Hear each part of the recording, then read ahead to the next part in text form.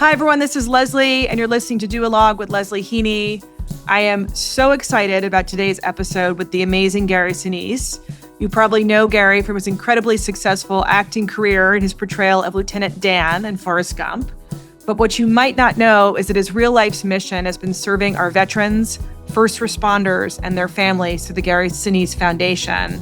And he's spent years helping those who've sacrificed so much for our country, especially the families of those who've lost loved ones in the line of duty.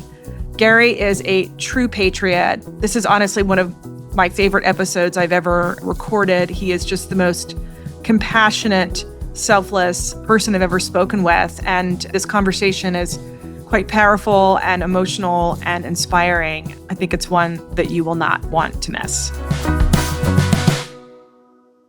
I think so many of your fans know you from your, iconic acting roles. Obviously Lieutenant Dan Band from Forrest Gump and Apollo 13 and Ransom.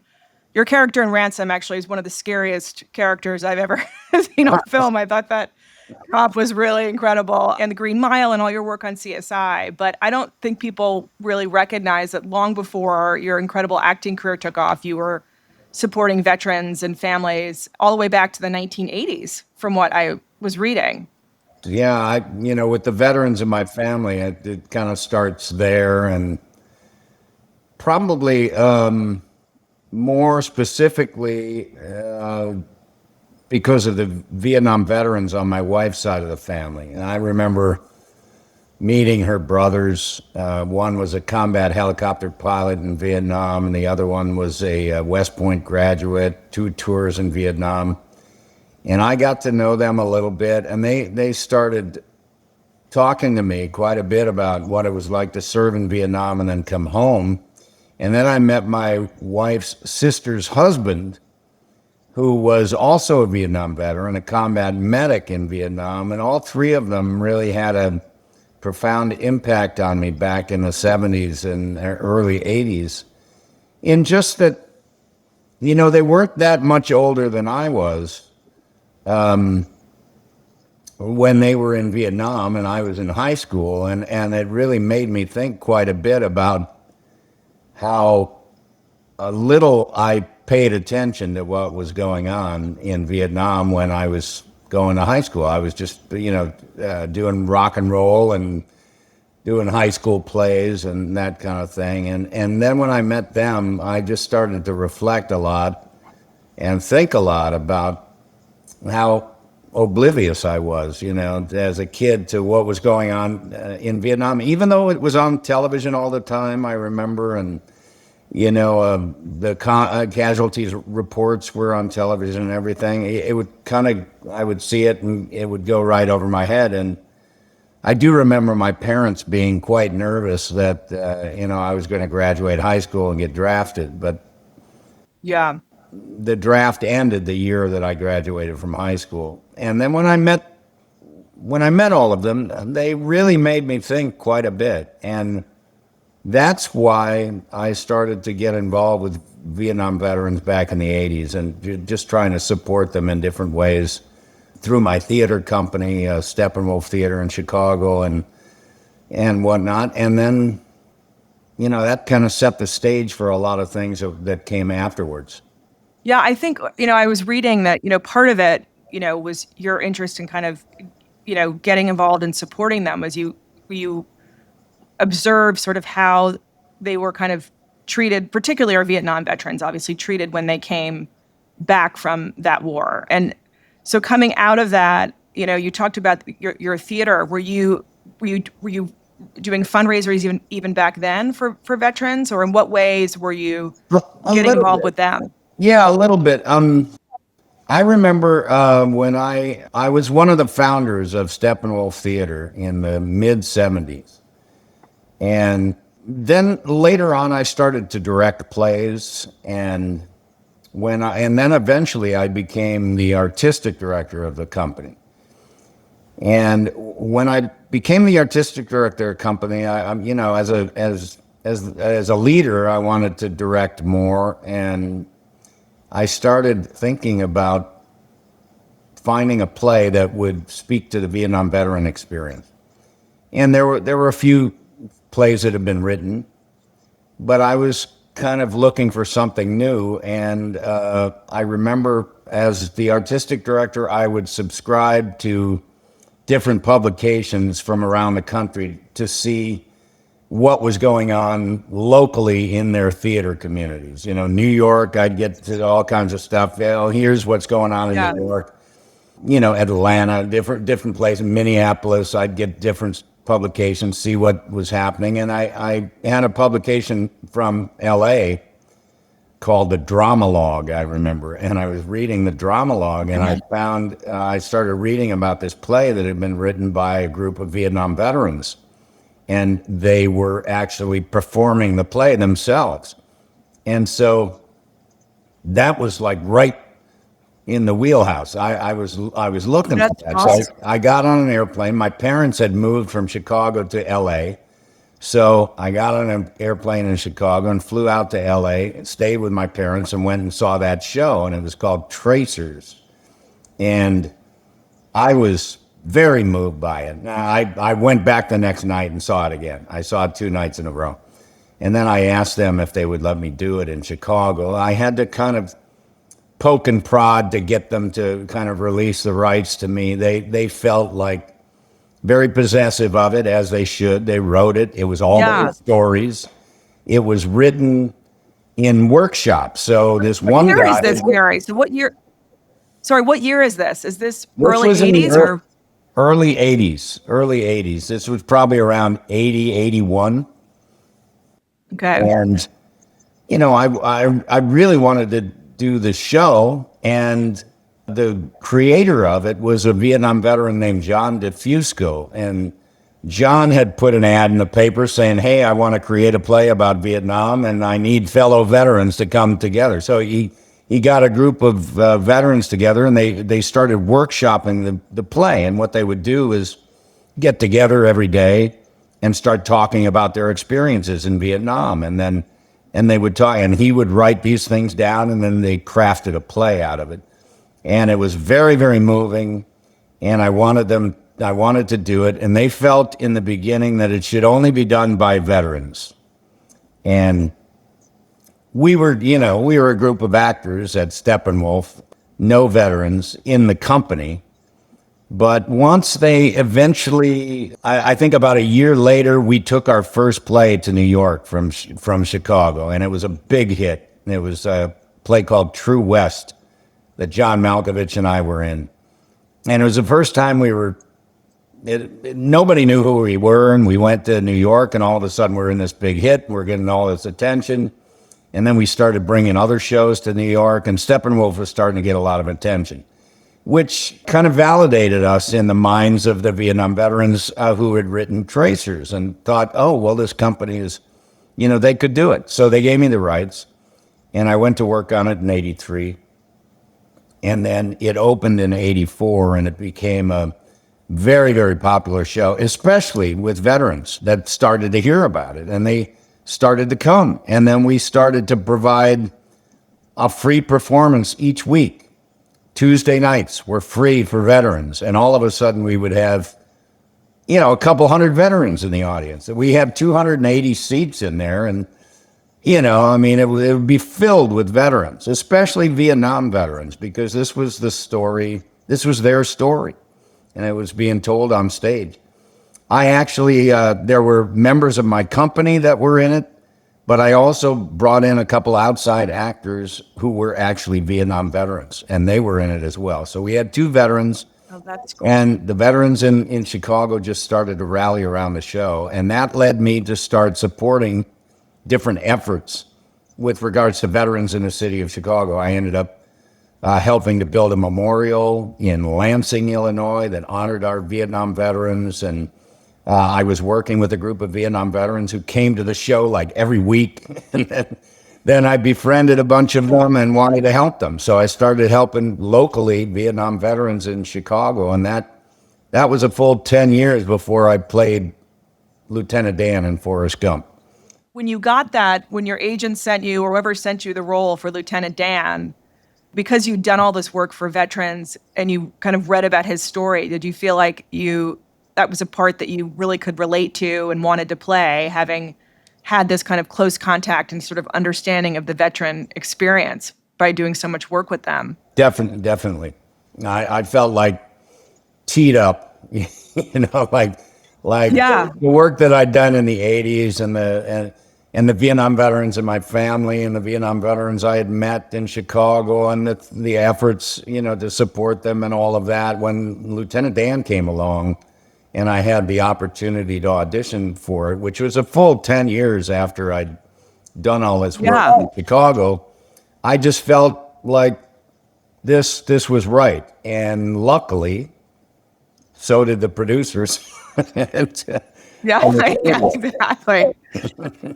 I guess it was about 10 years later that you founded the Lieutenant Dan Band. How did that, I mean, you mentioned that back in the day when you were in high school, you were, acting and doing some rock and roll. So you always were a musician, obviously, or had that passion. But how did you decide to kind of bring it all together? And of course, the name is so amazing. And I loved yesterday, before we started, I mentioned to Gary, my husband and I went to the Franklin Family Day and saw Lieutenant Dan Band play yesterday. And there was one, I guess you were doing a recording the day before, which was Halloween, and a bunch of Lieutenant Dans showed up dressed up in Lieutenant Dan costumes for your recording studio, which was awesome.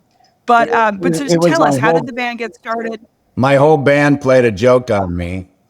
And I was sitting in the studio by myself, and I was just waiting, to get started. And all of a sudden, I was wondering where everybody was, and all of a sudden, they all started walking in, and they all had Lieutenant Dan wigs and Lieutenant Dan Hawaiian shirts and cigars and sunglasses, and they all walked in, and it was really funny. And it was a great Halloween joke for me. Look, the band came out of USO work that I started doing after September 11th. I felt like teed up after September, on September 11th when that happened. Boy, I was impacted like so many of us were, and I wanted to do something to help. So when we started deploying to Iraq and Afghanistan, I volunteered to go visit our troops and started doing that. I would just go on handshake tours. And I had some players that I played with for fun in Chicago. When I would go to Chicago and visit for different things, we'd get together and order some pizza and play some music. And, I started doing these USO tours. I'd go out and shake hands and take pictures and visit with the troops. And I started to talk to the USO. I said, I have some players that I play with. I could bring them on a tour if you'd let me. And I kept going on these handshake tours. I did 6 or 7 of them. And just every time I'd go on a tour, I'd say, what about letting me go on a band tour? So they eventually said yes to that, the USO. And we put a tour together. I called up my bandmates. I mean, it wasn't even a band at that time. It was just guys that I would play with for fun. And I called and said, hey, guess what? I think we can go on a USO tour. And so we started rehearsing, put some songs together, and we went down to Diego Garcia, which is an island in the middle of the Indian Ocean. We have a naval base and B-1 bombers down there that were making runs up to Afghanistan at that time. And so we flew down there. It's pretty far away. Maybe the USO was calculating that they didn't never asked to hear a CD or anything like that. They just trusted me. They kind of trusted me that it was going to be okay. You guys there, yeah. Yeah, well, they sent us way far away. So we went down to Diego and we played down there. And then we went up to Singapore and then over to Korea. And that was in February of 2004. And they got some pretty good reports from folks. And I asked them if we could go on another tour. And then we did. And then, one tour after another, it just went on. And I think I did 100 USO tours between the band and just going on a visit, visiting a hospital or visiting a war zone or something like that. And then when I created my foundation, we just folded the band into the foundation as kind of a program so that I could actually offer the band to military bases and hospitals on our own. And so the American people who donate to Gary Sinise Foundation have helped me do hundreds and hundreds of shows all over the world to support our troops. I obviously read a lot about the foundation and all the amazing work that you do. But, it was really, I was excited to get the opportunity to see the band, firsthand this past weekend.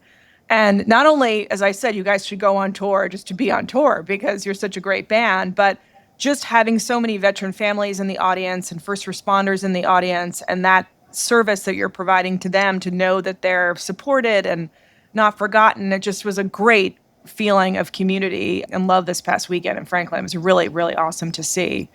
I always wanted to play music that everybody was going to know and love,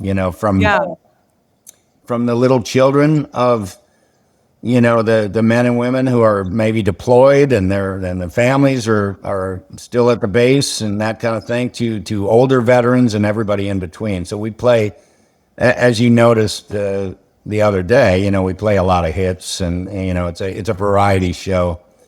So that everybody gets a little something, and most everybody knows every single song that we play, and so they sing along and have a great time. We do every song. That's what I'm saying. You could do. I feel like there's weddings, 50th birthdays. You've got all the music was so great, and it was great to see. There was a tent with some veterans, and actually many of them were sitting there were Vietnam veterans, so older veterans that were, so appreciative of what you were doing. So you're doing all these concerts for the military, and then what kind of prompted you to formalize it for the foundation in 2011 or so that you did that, and how did you decide what the focus of the mission for the organization was going to be or the foundation was going to be? Well, one of the ways I wanted to help as many of our military and veteran community as possible. So one of the ways I did that in the beginning, I started with the USO. What does an actor do? You call the USO and you go out there and support. So I started doing that with the USO, and as I would go around, I would meet a lot of different people that were doing a lot of different things to support the military, and I would volunteer my services to help them raise money or help them raise awareness for what they were doing. I wanted to help as many folks that were defending our country or veterans or first responders as possible. And so I got involved with a lot of different nonprofits. There are thousands of nonprofits in this kind of military and first responder community.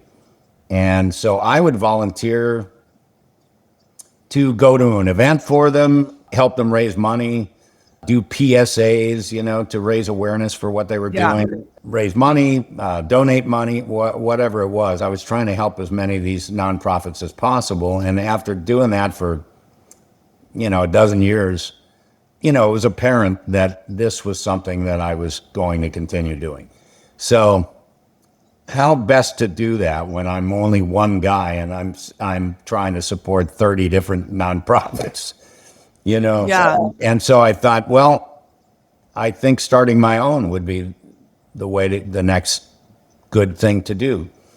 And so having been in the space for a long time, I developed a fairly decent reputation within the military community and with the public that I was trying to, shine a spotlight on the people that were serving our country. And so I decided to call it the Gary Sinise Foundation because the people, when you put your name on something, people, you gotta put your money where your mouth is. And I wanted people to know that I was serious about it, and I wanted them to trust what I was doing.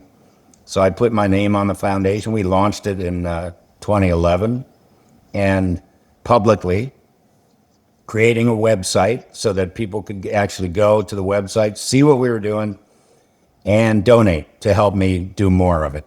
And so as time has gone on now, we're in our 15th year, more and more people have come to join us in the effort, supporting us with donations. We have, we build homes for our wounded. We take care of families of our fallen heroes. We're entertaining, with the band, all these different efforts. We send comedy shows and other entertainers out as well as my band. But we want to always do more. And there's a lot to Yeah. do. So we're very grateful, obviously, to the people that go to the foundation, donate so that we can always spread our arms a lot wider and cover a lot more territory.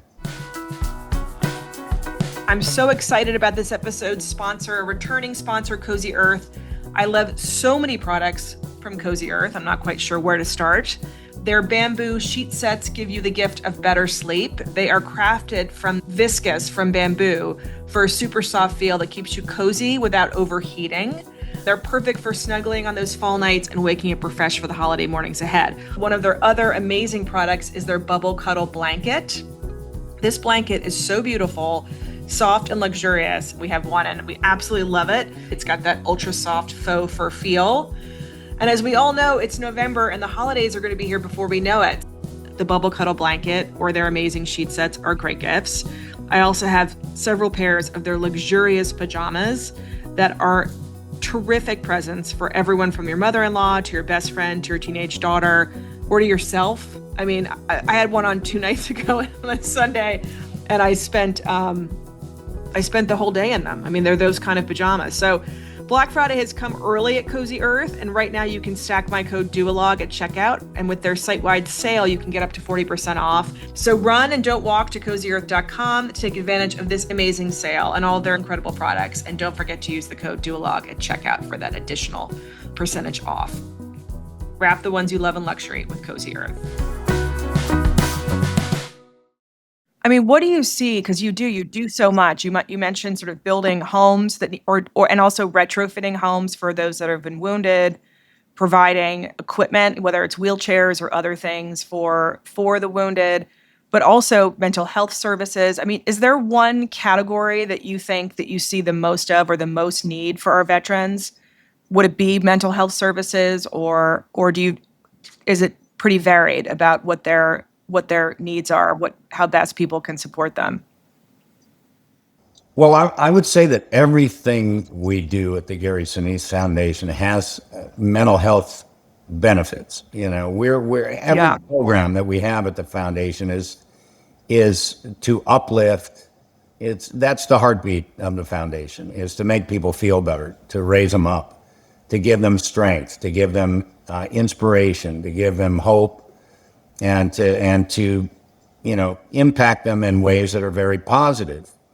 So anything from entertaining. I mean, when we take the band out, we lift everybody up, and they know, okay, we just had a good time, but Gary also delivered a message, an important message of appreciation and gratitude. That's something that they can carry with them. The homes that we build, these are homes that somebody who's, very, very severely injured, multiple amputations, traumatic brain injuries, severe burns, blindness, whatever it is, they have special challenges in just living day to day. So we provide these smart technology, mortgage-free homes that are designed specifically for the needs of each individual service member that we're building. And when you provide more independence for that service member, you have all kinds of things in the house that are set just for them, so that, we talk to them. What are the challenges you're having in your home? Currently, we want to make that much better for you. And so when you do that for the service member, you provide more independence and support to the family who's there taking care of that wounded service member. So we have multiple partners that help us with our homes. A lot of companies have come on board over the years, seeing what we're doing, believing in what we're doing, wanting to be a part of it, providing roofs and flooring and plumbing and, tile and all these different materials. We have many, many national partners that do every single one of our homes, no matter where it is in the country. And then when we get someplace, we will always bring in local support too, of people that are local, and we tell them what we're doing, and they either give us a big discount or they donate or whatever. But we want to we want to bring the community together around that service member. Building communities of support is part of the mission Yeah. statement I created at the foundation.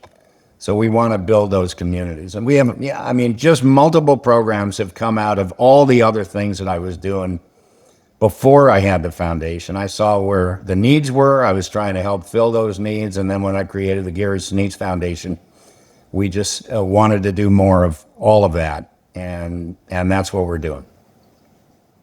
I was reading, and I love that you were saying sort of about, bringing in the community, because when you do these builds or you retrofit these houses, you're also letting the neighbors know and the community know that they have a veteran in their neighborhood or joining their neighborhood. And that is also part of, building that community for that veteran, right? Is letting the neighbors know that they're there and ways that they can support. And I know you also do a lot of work with Gold Star families too, which are families who've lost loved ones. And you yourself had a devastating loss of death of your son, Mac, from cancer. Do you feel that you having that own experience has helped you connect more with those families who've suffered something similar? Or I don't know that it's helped me connect more with them, because I was very supportive. I've been wrapping my arms around these families for a couple of decades. So I have a lot of compassion, for what they've gone through in their losses. And I feel as a citizen, the sacrifices that are made in defense of our country, and I benefit from all of those sacrifices. And this is a way that I can give back and do something.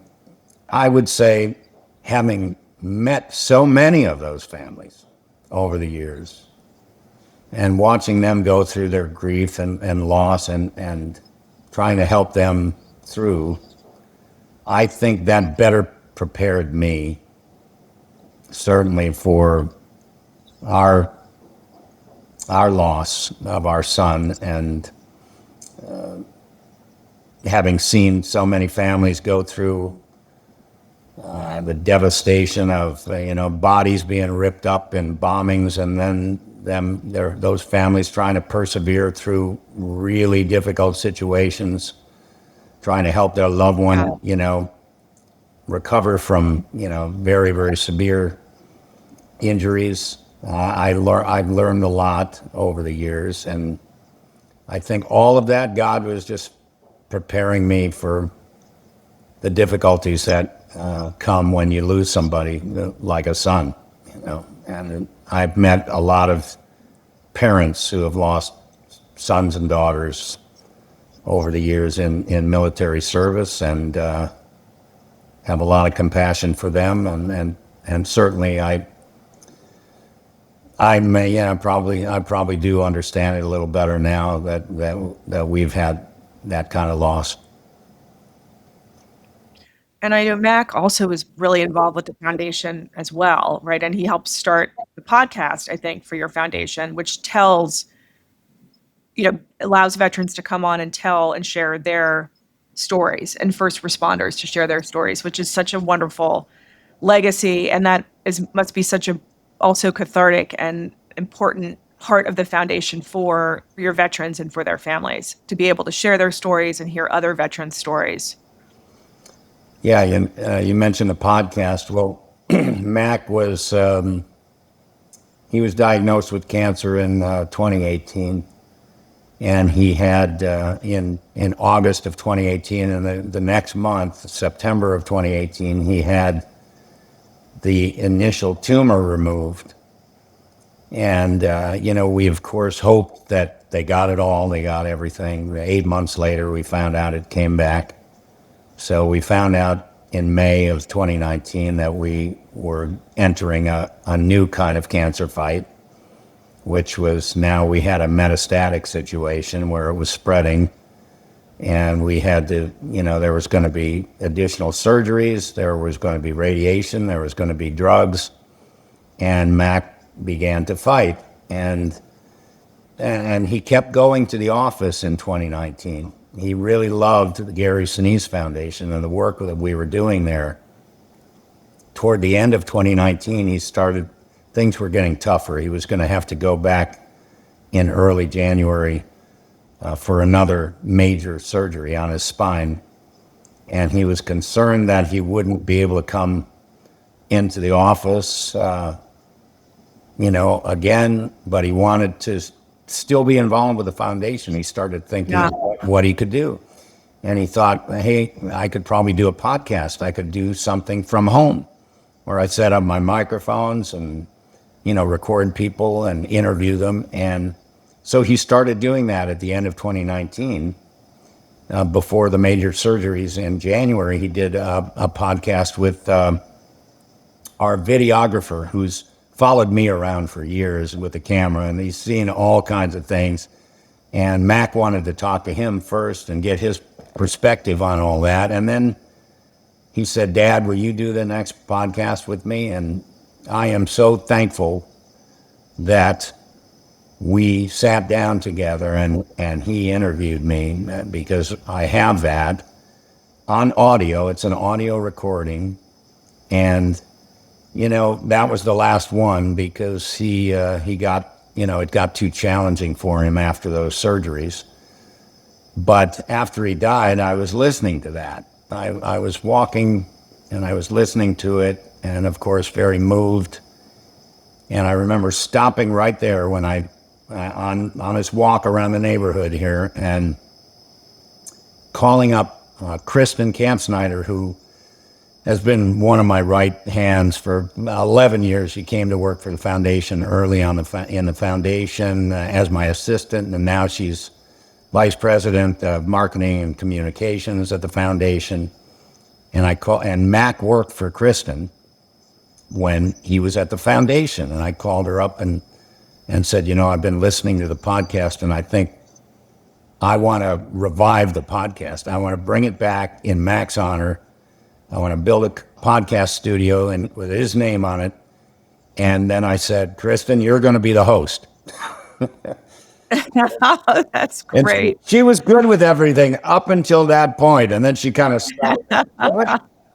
She thought I was going to say, I'm going to be the host. But then when I said, you're going to be the host, so we had right at that, right after about 6 weeks after Mac died, I wrote a story and we posted it on the foundation website, telling people about Mac and how he loved the foundation, loved working there, and that we had lost him and everything. And one of our donors at the Gary Sinise Foundation, most people, I didn't talk about what we were going through. We were going through this for about 6 years, and it was not something that was ever public or anything. So even our close donors at the Gary Sinise Foundation did not know that our family was going through this. And one of our donors, Terry Yonst, read the story, and she was very moved by it. And she contacted us, and she said she wanted to make a donation in Mac's honor, and that I could decide what to do with it. And the timing couldn't have been more perfect because I had just decided to resurrect the podcast. So we took Terry's donation, part of her donation, and we built a podcast studio, named it, Mac's Podcast Studio. And now we're in, I think we're just about to start our third season. Kristen is lining people up, and she's done a lot of interviews. And if you watch the podcast, it starts with Mac, and it always ends with Mac too.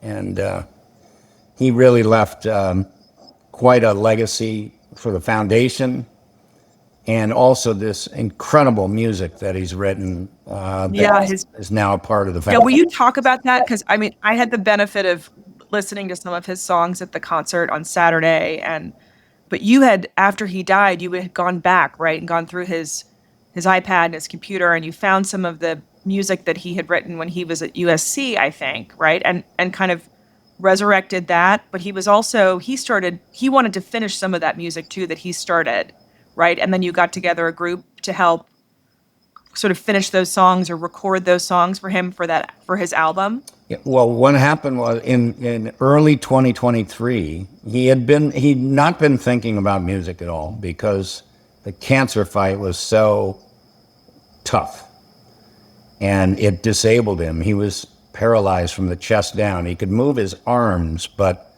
he had no feeling from here down, and couldn't move his legs. He was an excellent drummer. He started playing drums when he was 9 years old, and he played all the way through elementary school and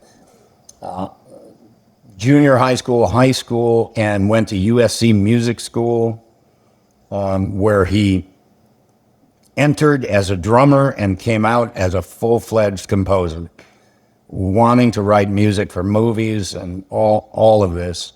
And he wrote music while he was in school. Of course, he's in music school, and for class assignments, write some music. So I started finding these recordings. And after he died, I found all kinds of stuff in his files. He had done an album that final year of his life. He started working on a piece of music in February that he had written in college that he never finished.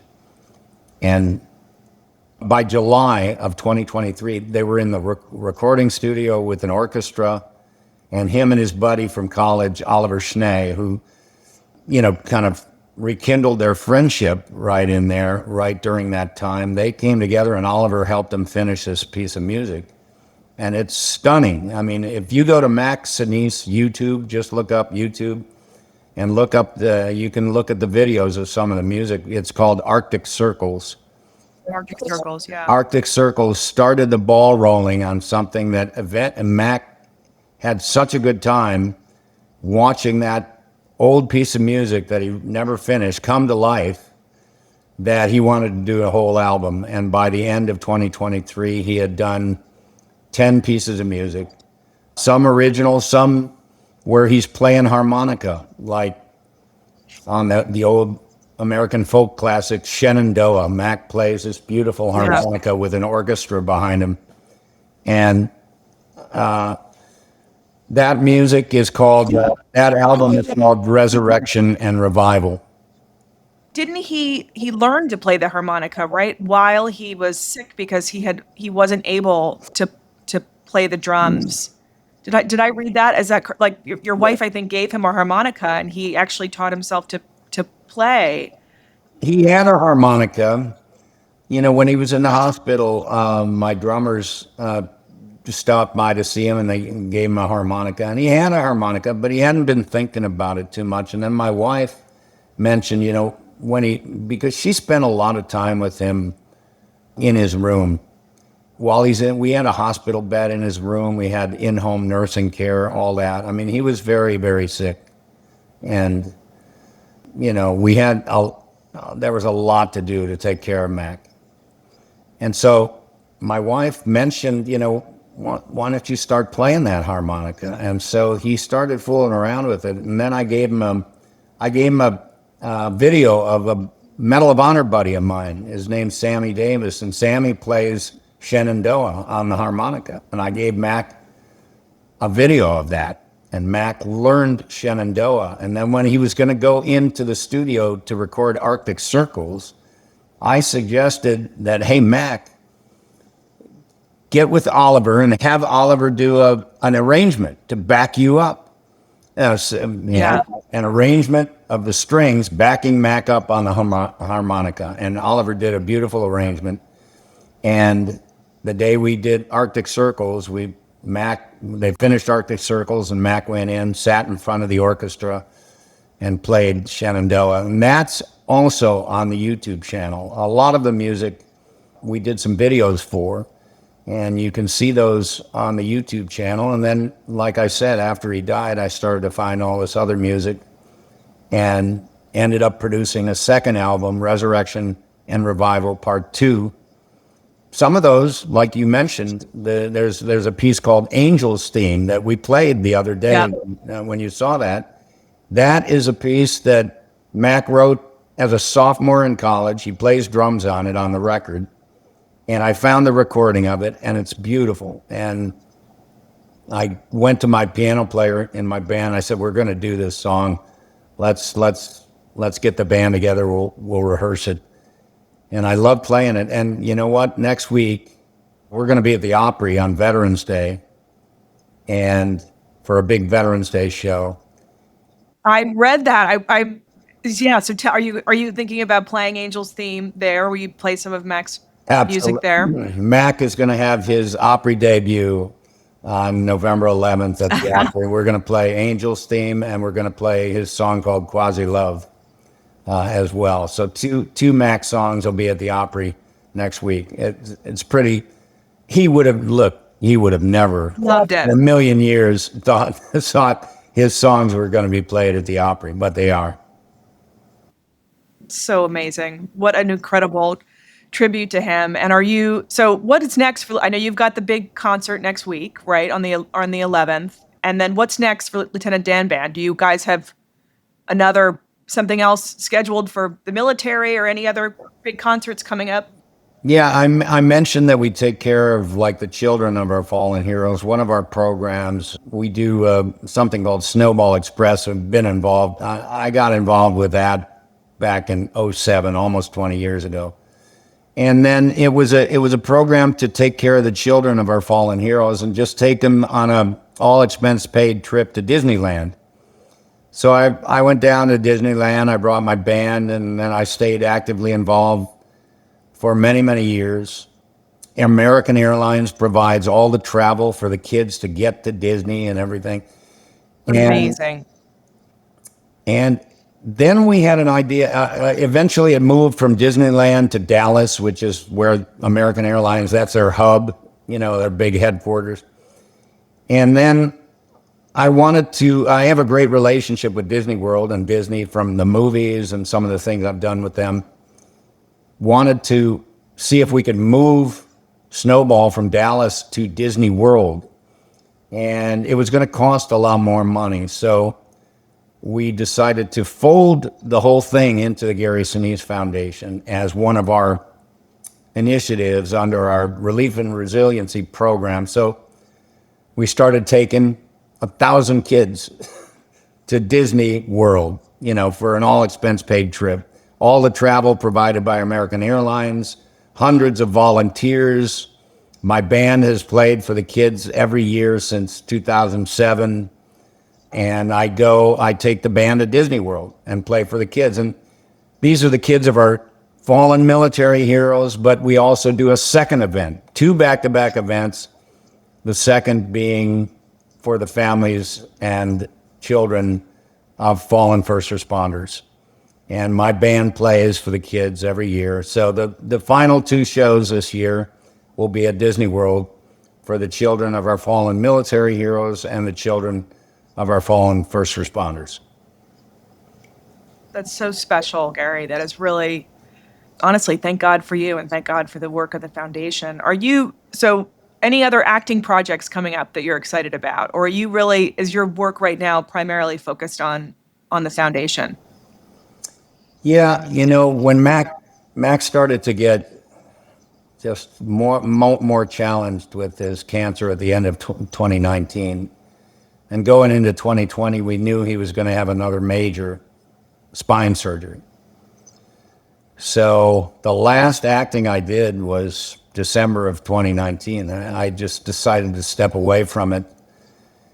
Fortunately, I've had some good success in the movies and television business. I did CSI New York for 9 seasons, and then I did Criminal Minds Beyond Borders for another 2 seasons. And, I did well. And I could afford to step away and just focus on the caregiving and trying to be Mac's battle buddy. So it's been since 2019 since I've done any acting. I'm content with the mission work and the service work. It's very rewarding to be able to help people and to, see that you can do some good, with the success that I've had. Will I go back to it? Man, I can't say no. I don't have anything specific right now. There are a few things that are kind of circling that may, come to fruition at some time. But God has given me a lot of good things, a lot of blessings. And, last night we did a fundraiser for the Chordoma Foundation. Max Cancer was called Chordoma. And there's a foundation that was started by somebody who had that particular rare Yeah. cancer. So last night we did a big fundraiser in partnership with Scott Hamilton and his foundation. We raised money for the Chordoma Foundation, taking the band, and I had my band play, and it's taking the band to military bases and military hospitals and doing this good work. It's very rewarding. It's fulfilling. If I go back to acting, it'll be because it's something special with some friends and something that makes sense. So for people that are listening and want to help and want to get involved in the work that you do, what's the best thing to tell them? To go to the website, or what? How can people help? Yeah, well, when I created the foundation, it was really I had as I said, I'd been doing this for quite a long time, but I wanted to do more of it, and so I wanted people to have the opportunity to support the service work that I was doing. So I was always envisioning kind of creating this sort of reliable resource, point, this rally point for people to come together and help the men and women that I was trying to support. When we launched the foundation, we created a website. We started taking in donations. That allowed us to expand our programs. And now we have multiple programs on many fronts. I have a lot of people that work for the foundation, and their daily job is to go out there and make these, defenders of ours and their families feel better Yeah. and feel appreciated. And again, as I said early on, coming from those days of the Vietnam War when our service members came home from war and didn't have the services they needed, they didn't feel appreciated. They, in some cases, they were even felt to be, made to feel terrible about what they had done and all that. Our Yeah. nation was very divided. I don't forget any of that, and I don't want that to happen to people that are serving our country ever again. So I tried to provide an opportunity for our fellow citizens to come together to help me show gratitude and appreciation to these people. So you can go to the Gary Sinise Foundation website. You can see, multiple programs that we're involved in that are helping people. You can see videos all over the website that show you the people, introduce you to the people that we're helping. And, of course, there are opportunities there for you to get involved, by either donating or donating time or, help and support us in different ways. I want the American people to support our defenders no matter what. Yeah. I don't want them to ever fall through the cracks because our country might be politically divided over what they're doing or whatever. These are people that raise their hand. They don't have to do it. What would we do if nobody wanted Yeah. to serve our country or protect our cities? We'd be in trouble. It'd be the Wild West. And we're lucky. We're fortunate that we have people that want to do that, and I want to help them through. You remember Lieutenant Dan when he came home from war? What happened? He disappeared into the shadows. He was Yeah. dealing with very serious post-traumatic stress. He's dealing with alcohol abuse and isolation and all of that. We don't want that to happen to people that serve our country.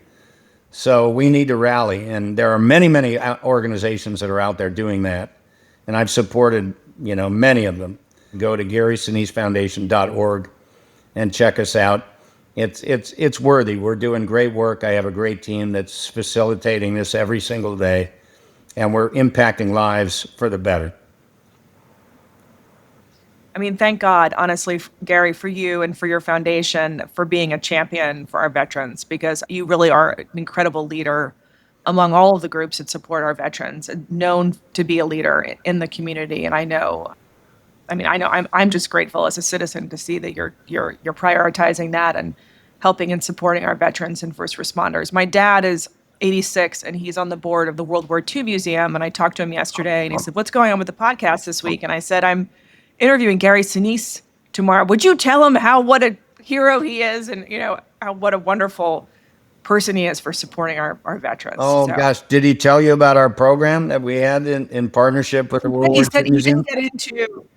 He told me that you've done a ton for the World War II Museum and World War II veterans, I but have he a didn't get great into specifics. relationship there. Yeah, yeah. Years ago, Tom Hanks got me involved in. There's a movie. I don't know. You've probably been down there, haven't you? I've been, and it's an incredible museum. And Tom, he narrates it. I don't that I think he's one of the main Tom, narrators of that film, which yeah. is so cool.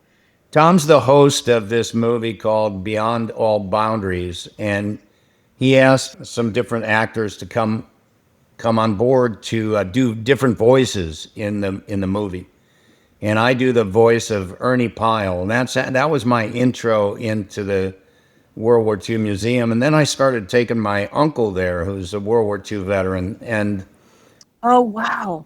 and then when Uncle Jack died, he had done a video there, a video interview that's in the archive at the National World War Yeah. II Museum. I asked them to send it to me, and they did. I was very moved by it, and then I called and offered to support their program to record these veterans. So we provide money to pay for historians to go videotape World War II veterans, and then we started sending World War II veterans down there. We did 33 charter trips, over 1,500 World War II veterans down to the World War II Museum over a 10-year period from 2015 to this year. We just finished that up. That is incredible, Gary. I didn't, we'd already been on the phone for about 45 minutes when we were wrapping up, my dad and I, when he's like, "You have to tell him," but he didn't have a chance to tell me all the details behind that. But I've seen those videos, and I mean, what a wonderful contribution, and what a wonderful thing for those veterans to have that opportunity, because it's just them speaking about their experience with the war, and you can see those clips when you go, when you go through the museum. That's an amazing contribution to that. And how great for you to have your uncle. Well, just being able to send. I mean, my Uncle Jack was the inspiration for what we called our Soaring Valor program. And he was the one, because my Uncle Jack served and he was 90 when he died. And having that video of him talking about his experiences at the museum and that it's preserved there, I just thought every family of a World War II veteran should have this and should have this a video Yeah. like this. So that's why I offered to support that. And then I thought that museum is so magnificent. There are so many World War II veterans that are never going to see that museum. So let's try to do our best to get as many of them down there as possible. And so I called my pals at American Airlines and I said, "I've got an idea. Let's start sending World War II veterans down to the museum." And so we started doing that. And American provided tickets, but 33 charters from all over the country at different times during a 10-year period to get over 1,500 veterans there. And then in 2017, we started pairing them up with students. So high school students would have a travel buddy. They're 95-year-old World War II veteran traveling with a 16 or 17-year-old kid. And for that child to get that experience, it's unlike any education you're ever going to get in high school. So that was a very, very impactful program for sure. Oh, for sure. And that's, when you go to that museum, we've obviously talked a lot about today about just the importance of recognizing and supporting and honoring our veterans. But when you giving young people the opportunity to see the sacrifices that those men and women made for our freedom and that our military still does today is a really incredibly important piece of their education that I'm not sure everyone's getting that exposure, but that museum really does provide such an incredible opportunity to get to really understand those sacrifices better and the importance of honoring our men and women in uniform. So, well, Gary, thank you. I know I've like taken up your morning. It's such an honor to get to spend time with you, and Thank you so much again for all that you do. And I know that my listeners will be really so excited to learn more about what the foundation is doing. And so thank you so much. That brings us to the end of this episode with the amazing Gary Sinise. A huge, huge thank you to Gary for joining. He really embodies what it means to serve others, and he's a great inspiration to me. And I hope you enjoyed the episode as much as I did recording it. Also, please be sure to check out our website to learn more about how to sign up for our newsletter and Substack, the Duologue Diaries. The Duologue Diaries give you behind-the-scenes scoop on our episodes and special giveaways and offers just for my subscribers. Plus, it's a great way to support the podcast. We really appreciate it. So be sure to go check that out. The website is duologuepod.com. Also, a big shout out to our sponsor, Cozy Earth. Don't forget that with our promo code, our Duologue promo code, you get 20% off all their amazing products. And that's in addition to the great Black Friday deals that they already have going on. So be sure to check out their website, cozyearth.com. And last but not least, thank you all so much for listening and for all of your support of the podcast. If you like this episode, please rate or review us on Apple Podcasts or Spotify or wherever you get your podcasts. We release a new episode every Wednesday. So until next Wednesday, this is Leslie, and thanks so much for listening to Duologue.